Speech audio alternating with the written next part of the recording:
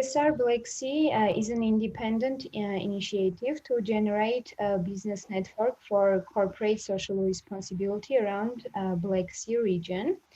And the CSR Webinar Series is conducted within the Accelerating Corporate Social Responsibility in the Black Sea Region project. The goal of the seminars is to increase awareness about CSR and sustainable development goals, and to develop capacities of institutions from the private sector, civil society, and public. In the project, we have three main partners, Armenia, Turkey, and Ukraine. And I would like to give stage to our partner from Turkey. And then we will start the webinar with our today's speaker.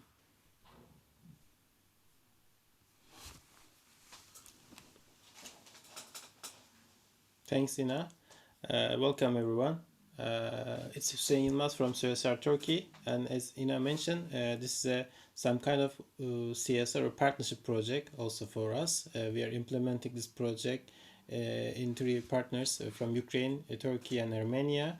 And the project also the CSR, Accelerating CSR in the Black Sea region project, also supported or coordinated by the Romanian-based Black Sea NGO Forum. The project also financed by the European Union.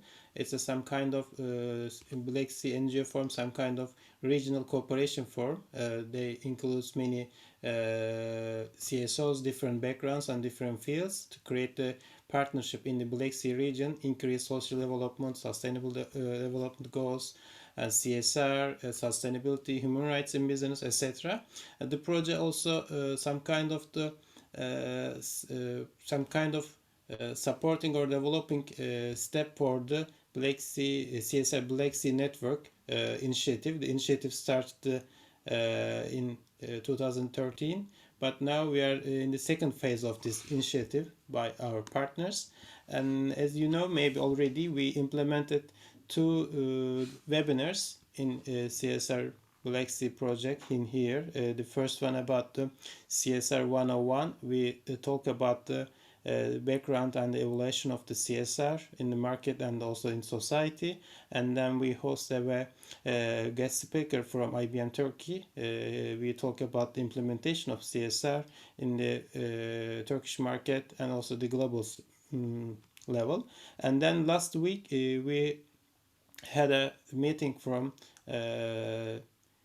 in a SME level speaker from Turkey Sağlam Kobi project. They are talking about the CSR implementation and problem and challenges of the CSR in the SME level and also the value chain. And this is the third webinars in this series. We will talk about, and our speaker Mr. Nazareth talk about corporate volunteering, and we are also happy to answer and discuss with you. We are happy to answer your questions and discuss about the hot topics and challenges or your question mark. And before I want to give the stage, Mr. Nazareth, I want to ask you, please check your notes and please write your notes to chat channel, or you can ask your questions in the following the Q&A session. Thank you, everyone. Thank you. So our today's speaker is Nazareth Seferian. He is an independent CSR and social entrepreneurship consultant, and he will talk about corporate volunteering. So now we can start our webinar. The stage is yours. Thank you. Thank you very much, Ina. Thank you very much, Hüseyin, for this introduction and for this opportunity. Let me go straight to my slides. So today we're talking about corporate volunteering within the context of CSR, and also we'll talk a little bit about how to make it strategic or cases where it's not so strategic. So what we're going to do basically is cover a little bit the background, talk a little bit about the benefits of corporate volunteering programs, the types of volunteering, and questions to consider before starting a volunteering program in your company. At the end, we'll talk a bit about best practices, and I'll give you examples from one particular country. I wanted to choose one country with one context. It's a bit different from our region, but not very different, as you'll see. And within these examples, we'll try to get an understanding of the difference between, let's say, a more strategic approach to corporate volunteering, placing it at the heart of the CSR strategy, and a not so strategic approach, right? A mix of the different approaches that companies have. So my plan is basically to maybe take up half the time we have together with these slides and then leave the other half open to questions or discussion. I'm hoping there will be some input from you as well, because the best part about such occasions for people like me is also to learn from the audience, to make sure it's a two-way process, not just a one-way process. So as a point of background, I mean, it sounds a bit like a no-brainer. But in fact, there have been some studies done that show that companies that do have corporate volunteering programs are more advanced in their CSR, let's say, progress as an organization. So, for example, the study in Uruguay, which is mentioned in the middle of the slide, shows that companies that have corporate volunteering programs have a much larger percentage of them have clear CSR mission, vision, and values, have strategic plans and stakeholder engagement. And this shows that corporate volunteering is an indicator, in a way, of how advanced a company is in its responsibility towards its community. Many of the companies that do not have corporate volunteering programs are also much further behind, or let's say much earlier in their CSR evolution. So the whole concept of corporate volunteering can also be seen as an indicator of how far ahead or how far along your company is as far as CSR is concerned. Also, if we look at the ISO 26000 standard for CSR, there are 7 core subjects there. I won't go into the details now, but many of them are relevant to this idea of corporate volunteering, whether you're talking about the environment or consumer responsibility. These are areas where there are naturally other core company activities to consider, but volunteering can also be one component of the CSR strategy in this area. But there is one core subject for the ISO 26000, which is community involvement and development, where corporate volunteering naturally seems to have the biggest role or the biggest relevance. When we talk about the benefits of corporate volunteering programs, some of them are, again, quite obvious, but they should be mentioned here. So the first one is that it increases workplace motivation. If you look at the theories of motivation in organizational behavior, many of them talk about purpose or about mission. And many practitioners now are realizing that, you know, the things that we used to consider before, like salaries, are in fact not important factors when it comes to motivation, or they're not motivating factors. They're more like hygiene factors. Even things like autonomy impact motivation, but not as much as this sense of purpose. Why am I coming to this company to work? What is the purpose of what is my personal purpose in this company and in my society? And what is my company's purpose in my society and in my country? And corporate volunteering is not the sole answer, of course. You cannot be part of a harmful company and at the same time try to solve this question of purpose using a corporate volunteering program, you know, trying to greenwash or whitewash your negative impact. But corporate volunteering gives employees a way to directly engage with that purpose. If I sit in my office and I do something on the computer all day, and I hear that my company is doing great things for society, yes, I feel good about it. But if I'm directly involved at least once a year, twice a year, you know, a few hours a year or a few days a year, then this direct interaction with my society through my company gives me a sense of personal purpose as well, and increases my motivation to keep working for that company. Obviously, corporate volunteering also creates and strengthens brand awareness for the company, improves the company's reputation, improves community relations, and so on, and might create new marketing opportunities as well. Obviously, this is not the main reason why you should engage in corporate volunteering, but it's one of the benefits. It can strengthen the bond between the volunteers and the company, not just giving the volunteer a sense of personal purpose, but also making the volunteer more dedicated to the company, increasing the volunteer's stay with the company, and so on. Obviously, it raises the standards of society as a whole, because every company that has volunteering time and demonstrates some kind of volunteering readiness creates or communicates some volunteer standards that then other companies and organizations can follow. So these are some benefits of corporate volunteering programs. And of course, all of this has to be looked at within the context of a CSR program for it to be strategic and ideal. So if you have specific CSR objectives, then obviously corporate volunteering can also help you achieve those objectives in an efficient manner in most cases. Obviously, not all cases are relevant. Additionally to that, corporate volunteering programs identify best practices, and very importantly, they raise attention for community issues that are being addressed. Why do I say this is very important? Because in many cases, in many countries, especially in the Black Sea area, companies, particularly large companies, have a lot of power, and a lot of power in the information field as well. So some of these CSOs or NGOs or foundations can work for years and years on a topic, and still society will not be very aware of this topic in some cases, until they partner with a big company. When they partner with a big company, that big company uses its resources. And I don't just mean money, I mean its visibility, advertising resources, other resources.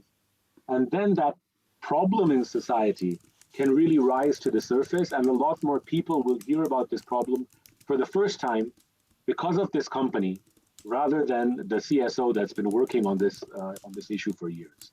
So with corporate volunteering, it's possible to raise the attention of the community to the problems that exist inside.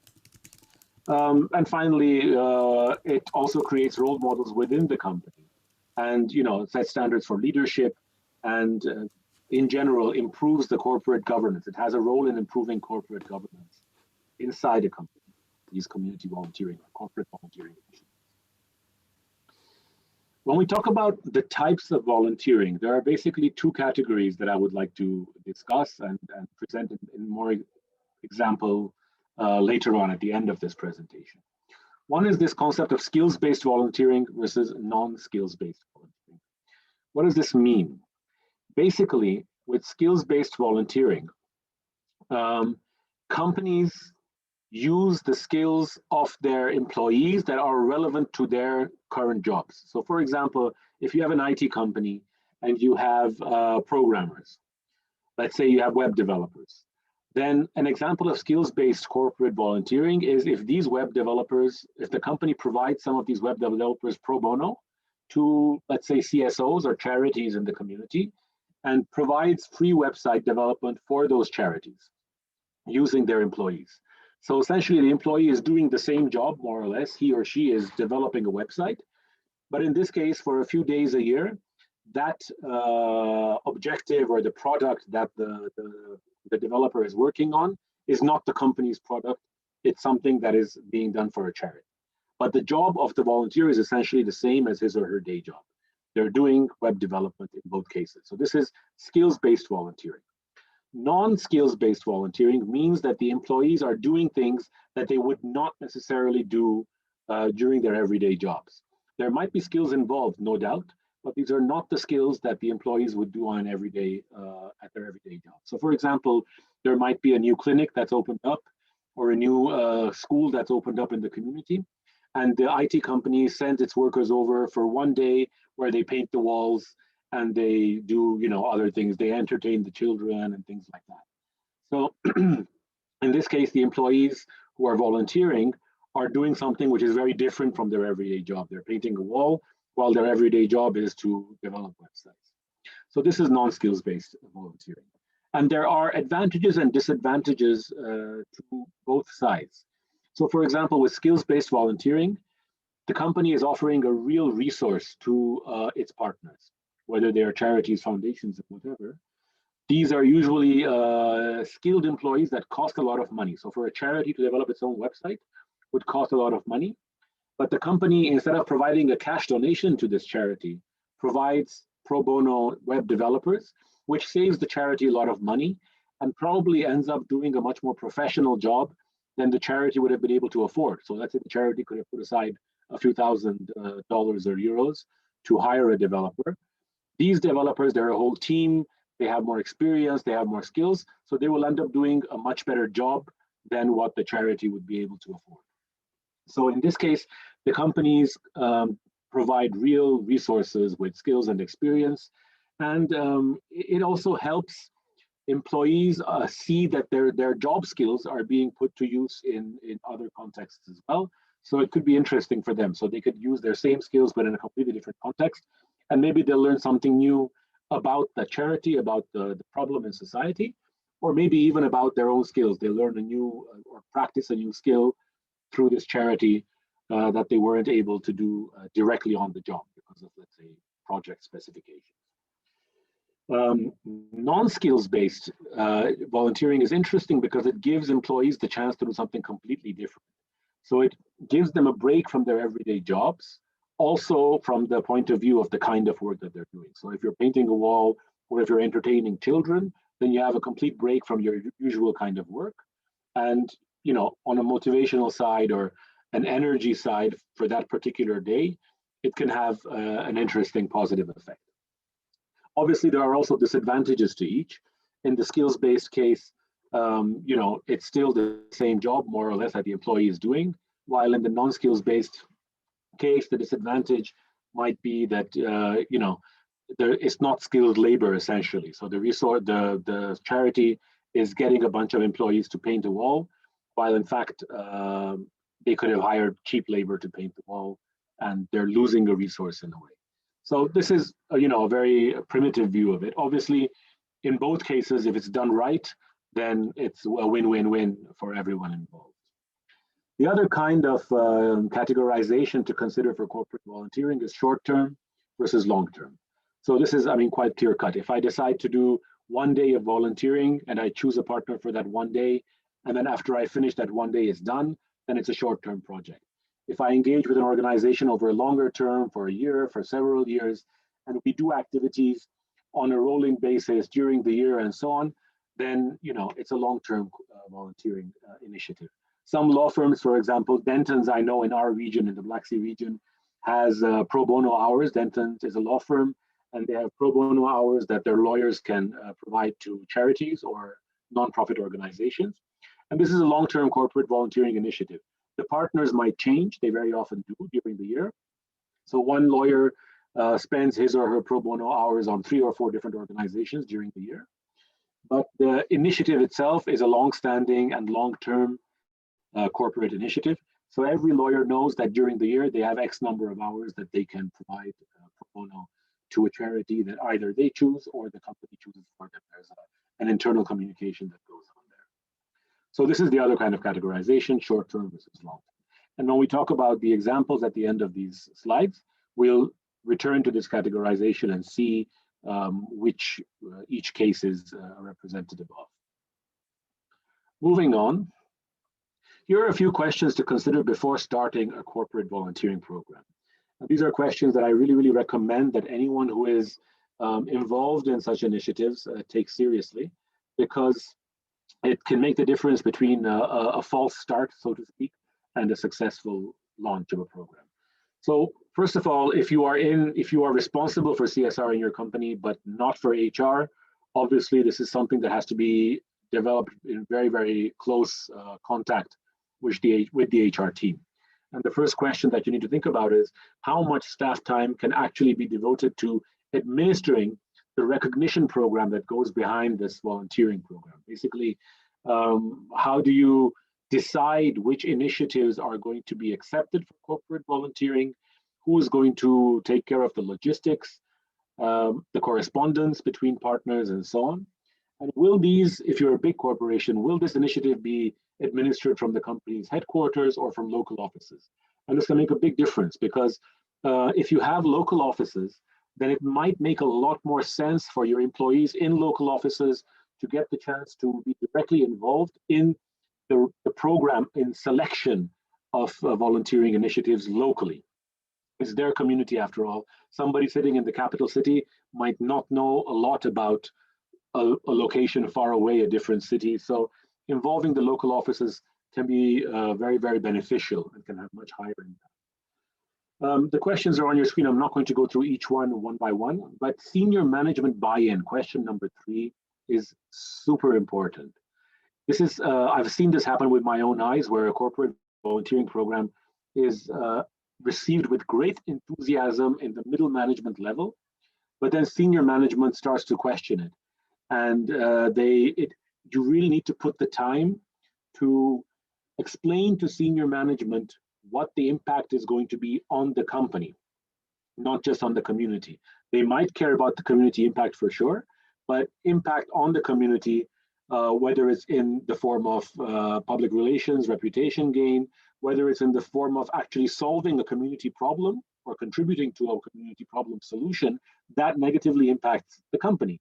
So for example, if you have a company, let's go back to IT again, if you have an IT company that is finding it hard to recruit good programmers, then you might have a corporate volunteering program where your company's programmers work with a local university or a local IT training center to improve their programs and to deliver higher quality training. And then this can solve your HR problem. You can find better qualified programmers in the long term, of course. It's not a quick win, but over a period of engagement, your volunteers can help improve the quality of the program of the IT training center or the university, and that university can then produce better trained programmers for you, essentially solving a business problem for you, not just a community problem.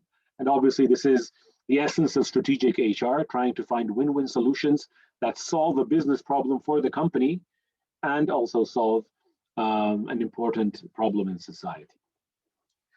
How can the program help meet volunteer objectives and company development goals? As I said, this is one example of how to do that. And obviously looking also at best practices of other similar companies. Additionally, is there an existing internal recognition program? Does your company already give your employees, let's say, bonuses? Or do you recognize an employee of the month using sales figures or other figures? Is there a way for this volunteering program to be included in that recognition program, right? Because if your company already recognizes employees for business goals, then having a volunteer program might work fine on its own. But if it's embedded into this recognition program, then it might give an additional boost to employees, might make it more visible to employees. And employees will then really go for it in a way that they might not have if it would mean simply providing time without any additional recognition from the company. It's important, I think, for employees to not just do this because they feel like they're going to enjoy it or because it's important. That personal intrinsic motivation is important, but seeing that the company really recognizes this effort is also a positive motivator for that intrinsic motivation. I wouldn't consider that to be an extrinsic factor. I would consider it to be a factor that would strengthen their intrinsic motivation. So basically, the other two questions are all about how people want to be recognized, what criteria, eligibility you can use. These are all questions that you should consider before you look at your existing recognition program and the corporate volunteering program that you want to develop. Do you have this idea of volunteer awards, or can you develop a special ceremony for volunteer awards? How can you communicate this internally inside the company, and so on? Do you need external expertise, and so on? And obviously, if you have company volunteers, or once you develop a company volunteering program, then you have all kinds of channels through which you can offer recognition to these volunteers. They could be your newsletters or events internally. You could have a point system inside your company where employees gather points every time they volunteer. You could also communicate these efforts externally, focusing on the volunteers. So when you communicate this externally, obviously you talk about the company and the focus is on the company. But you can also recognize your individual employees during this external communication, and then this offers them recognition personally. This slide is about personal recognition to company volunteers, not recognition for the company overall when it comes to corporate volunteering. You could also, this last point is a very interesting one, and if we have time in the end, I could offer you some insights from a personal example as well. You could actually involve your employees in selecting grants for their favorite charities. Obviously, many people who, all of us, our only lives are not our lives at work. We have families, we have communities, there are issues that we care about in society.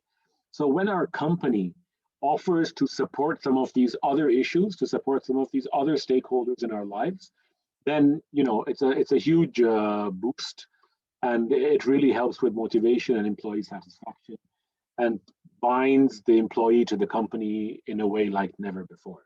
So if you have an employee who has, let's say, a child with autism, and they work a lot with the local autism charity or clinic, then if your company offers that employee the chance to get some of the corporation's money to that autism clinic, that could be a big boost to that employee's satisfaction with their job, and give them a new meaning or a new purpose for their engagement with the company.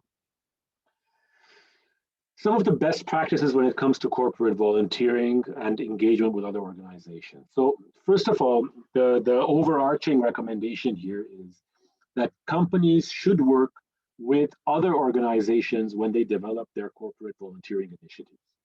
You should not assume or try to do everything on your own. It's always best to have a charity, a foundation, a nonprofit on the ground where you want to volunteer, helping coordinate things, helping you with outreach, helping you reach more people, have more impact, and so on. So once you identify the issue that you want to deal with, which again, ideally is based on your CSR strategy, you should be able to focus on the organization or organizations that work on this issue in society. And once you have that, you should be able to identify and match the needs and skills on both sides. So the organization will tell you what the needs are on the ground and what their needs are as an organization working on this particular issue. And then you can try to see what skills you have in your company to match those needs. And going back to our previous slide, this could be the professional skills of your employees that are related to their everyday jobs, or it could be other skills that employees have that are not related to their everyday jobs. And here, obviously, a main question is the HR team the one leading this whole process, or is there a mechanism for employees themselves to propose something? So can I, as an employee, go to my HR or my CSR manager and say, listen, there's a charity that's doing this event on Saturday. Can we commit 10 volunteers from our company to support them with that event? Do I have the mechanism to do this in my company, or is it all top down, coming from HR or coming from the CSR manager or the CSR? Once you have this match between needs and skills, it's really, really recommended to define a brief, a document for each engagement, where both sides are clear and it's in writing about the expected outcomes, the expected roles that each side is going to play, and also about how you're going to measure the impact of this engagement. Is it the number of people served in the community?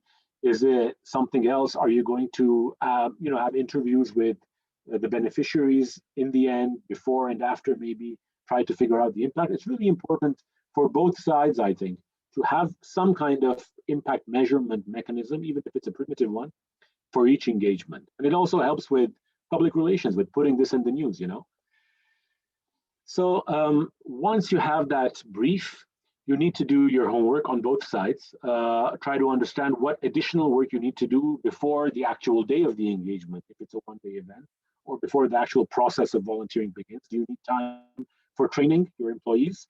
Is there some background you want to give them about the social issue that they're going to face during this volunteering engagement? Is there something that the NGO or the nonprofit needs to be trained on for working with you? All kinds of issues might be there. It's very important to have a meeting and understand whether you need to do any of this work before the actual date of the volunteer engagement. Obviously, once the engagement begins, you measure your impact, and you can use both qualitative data like interviews and quantitative data like hard numbers.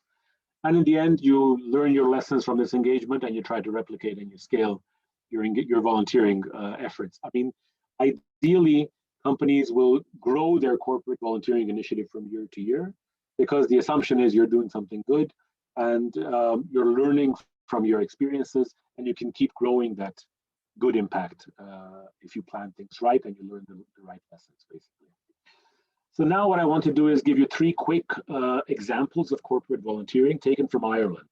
And Ireland, Chambers Ireland has this annual award ceremony, and the CSR awards have a separate category for corporate volunteering. And all 3 examples that I'm going to give you are from these awards, which means they're from the same context, same country, same kinds of businesses, even though they're different sectors. So you can get an idea of what's being done in those situations. And also, these are very different examples, all 3 of them, even though all 3 of them were finalists for the 2019 CSR Awards in the corporate volunteering category. So the first one is a law firm called ALM Goodbody. And what they did was they went for pro bono lawyer services, legal services. And in 2019, they had 320 consultations, which was close to 2,000 lawyer hours that they provided to needy communities, people that would not be able to afford a good quality lawyer, but people that had real problems. And these were issues of housing, homelessness, usually the kinds of issues where you have a problem with housing, but you're poor, so you can't afford a lawyer to help you solve that problem. And because you're poor and you can't afford a lawyer, you end up losing your house.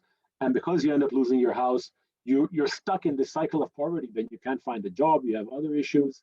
And with these, even with something as simple as free legal aid, you can really help some of these families avoid poverty or even emerge from poverty, because one of the most expensive things that they need has been covered by these pro bono hours.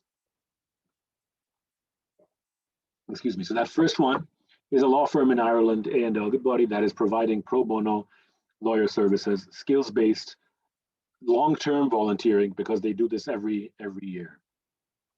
The next example is KPMG in Ireland. What KPMG did is they partnered with an organization called Children's Books, and they focused on the topic of women's empowerment, which for KPMG is a strategic issue. They want to, they're seeing a low percentage of engagement of women in their area, in their sector, and they want to increase this percentage of engagement. They have company targets for improving their numbers when it comes to female employees, female managers, and so on.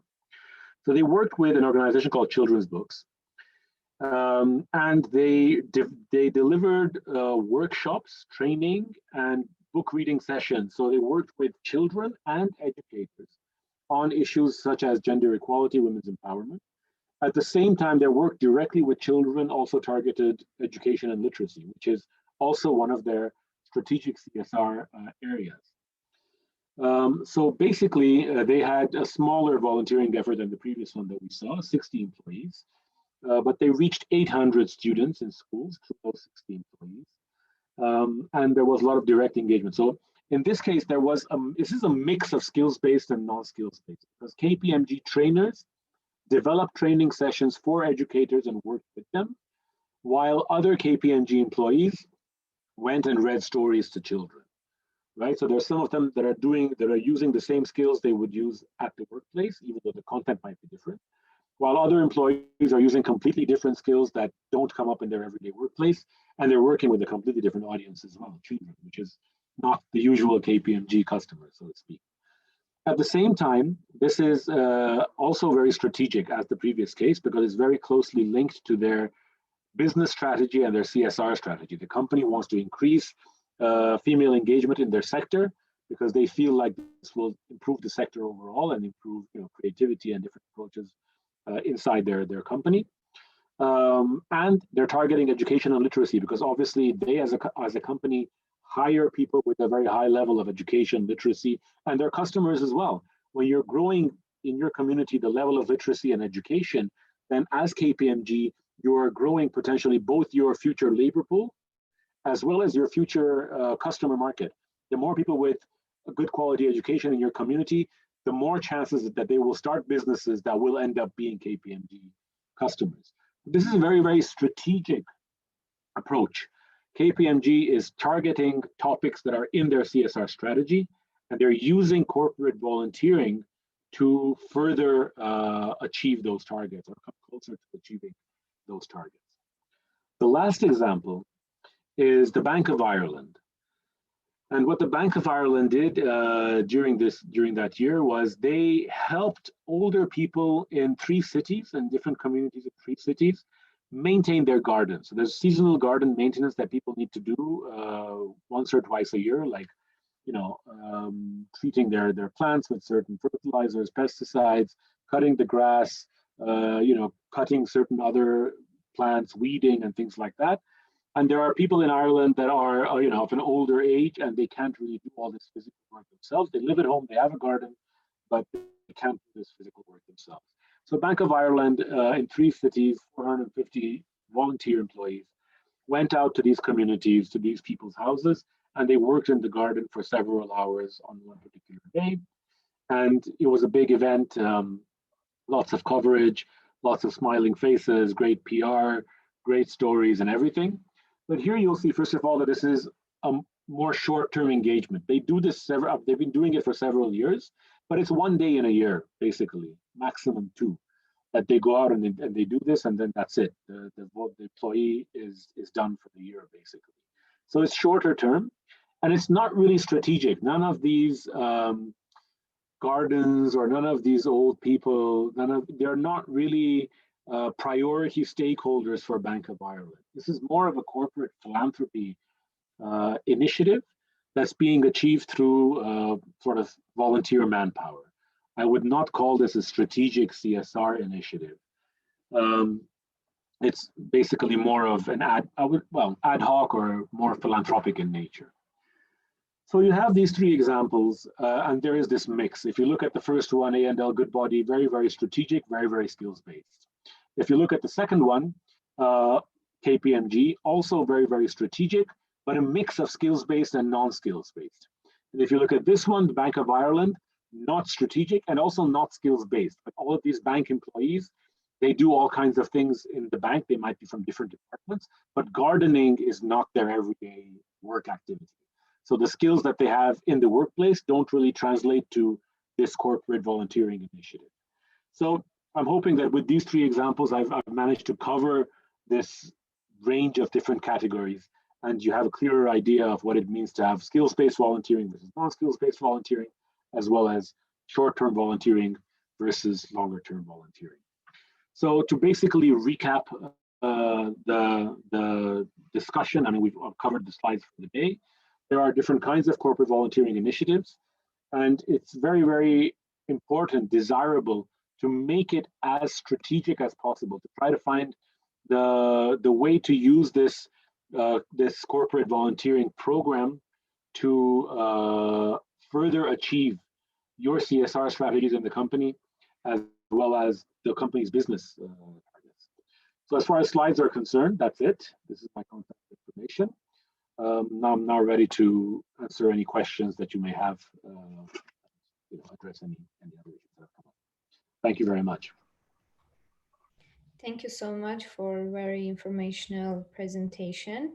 Now we can start the Q&A session, and we have 2 options. You can either use raise hand and ask your question, or you can type your question in the chat. As I can see, we already have 2 questions here. Do you want me to read them, or? I think the first question is more to the organizers than to me. What are your current activities? Is there an ongoing project on sustainability targeting private sector, hazelnut business? This is, I believe, not about corporate volunteering specifically, and it might be more to the CSR Black Sea organization or CSR Turkey. Do you want to address this question now, Hussein, or should we move on to the other one? Maybe I try to answer them briefly. Actually, the current activities, it depends on the sector and the hot topics in the region, and actually in for Turkey. As CSR Turkey, we can say we can have many different CSR projects implemented by the companies in the market. not exactly by the CSR Turkey organization, and we can share these details following the webinar. Or the CSR Turkey already has some portal, CSR Turkey, CSR project portals Turkey, and you can check this portal to see what kind of projects and implemented in last 5 years in Turkey. We are already create a database for this kind of projects. For specifically for the sustainability and this private sector or hazelnut business, it's more specific sector, I think, and we can maybe discuss with our guest later than this webinar. I don't want to take your time too much. Maybe we can just go on the second question. Thank you very much. So the second question is, what would you recommend to establish a volunteering policy for the company? Are there any links related to guidelines? Obviously, there are lots of links, lots of information available online, and my slides also had a few links and tips. But I would basically say start with your CSR strategy. Look at your CSR strategy and consider the problems in society on which your CSR strategy focuses. Obviously, these are problems that are linked to your business as well, problems that impact your business. Ideally, you would be looking at problems in society that also impact your business, the so-called outside-in factors, if we look at the Michael Porter definition. So once you identify these problems, you need to then figure out which of these problems are of interest to you and your employees, and then think about which organizations in society work on those problems currently. Because as I said, it's best to work with partners. And once you've figured out who the organizations are, based on their reputation, based on what you know about them, you can decide which one to engage with. And then from there on, there are the specific best practices steps that I mentioned, right? You identify needs and see if you can match the skills to meet those needs. You create a document to understand the impact of each engagement and so on. That's what I would recommend. I would recommend that you start with your CSR strategy and you keep it strategic. I understand that the Bank of Ireland was nominated as a finalist for this award, but for me, you know, it's a nice program. It's philanthropic, that's fine. But if you have a strategic CSR approach and if you have a strategic approach to corporate volunteering, then I think it's of much bigger benefit to the company as well. And it helps get that senior level, senior management buy-in if you can link it to the strategy and not just put it under a banner of philanthropy or a nice to have. So, okay, another question. How would you map the topic of social enterprise to corporate volunteering? This is an excellent question. Basically, let me just give a short definition and the difference between CSR and social entrepreneurship for those in the audience who need this clarification. And obviously, fortunately or unfortunately, both CSR and social entrepreneurship tend to have different definitions or variable definitions from country to country. But here is my approach. Commercial companies have commercial goals, right? They want to maximize profit. They want to, the problems that they solve for their customers are more convenience problems, let's say. But these companies see problems in society and they try to tackle these problems in society because those problems are linked to their own business goals. And this is CSR. This is strategic CSR, when a profit maximizing company tries to have social impact because it's a win-win, because it brings benefits to the company as well as to society. Social enterprises, on the other hand, start with the problem. They see a problem in society and they set up a business to specifically tackle that problem. Their goal is not profit maximization.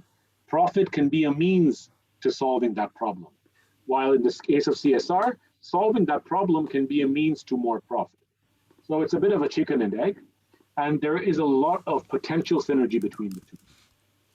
Very, very often, you will have very talented and skilled professionals in companies, in commercial companies, while the social enterprises, because many of them are smaller, they have smaller budgets, they're not as financially prosperous as big corporations, they will have people who understand the problems very well, that are very passionate about the problems, but might not be, you know, the highest level of skill for that particular issue. So corporations can partner with these social enterprises and provide pro bono training, pro bono services, all kinds of other, volunteering initiatives. There can be internships where people from the social enterprises, for example, an enterprise that's involved in, let's say, microfinance, can have an internship in a bank. And this bank can teach the microfinance person more about due diligence and things that are common to both areas, right? Monitoring your credit, your debtors, and so on. So this can have huge impact because the smaller companies, the social enterprises, have a lot to learn, and the bigger companies, the commercial ones, can teach them this. At the same time, providing this knowledge to social enterprises helps have a lot of impact sustainably, because these social enterprises are usually sustainable, right? They make revenue, they make a profit, and they continue to work. So these skills that the larger companies provide to social enterprises have a long lifetime. They last as long as the social enterprise lasts, and they usually tend to have a much longer term impact. Even if they're a short-term engagement, the impact becomes longer term because the social enterprise can use this knowledge and skills for many, many years to come. Obviously, at the same time, there isn't much competition between the two because the social enterprises usually deal with a different customer segment. Microfinance, for example, deals with lower income people, while the commercial banks avoid working with lower income people because they're a riskier contingent, and they work with higher income people. So there's great chance for synergy, less risk of overlap and competition. And I think it would be really, really great if big companies, if corporations provided more volunteer employees to support social enterprises in their communities. So thank you for this question, and thank you for the opportunity to mention this as well, because I think it's really, really important. There are no more questions in the chat. Thank you to those people in the chat who are saying thank you to me. I'm glad you had useful information from this presentation. If there are any other questions, please, we still have time.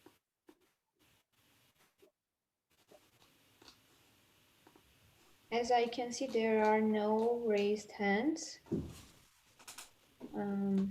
If everyone have a question, maybe you can write or raise your hand. If not, we can end the webinar.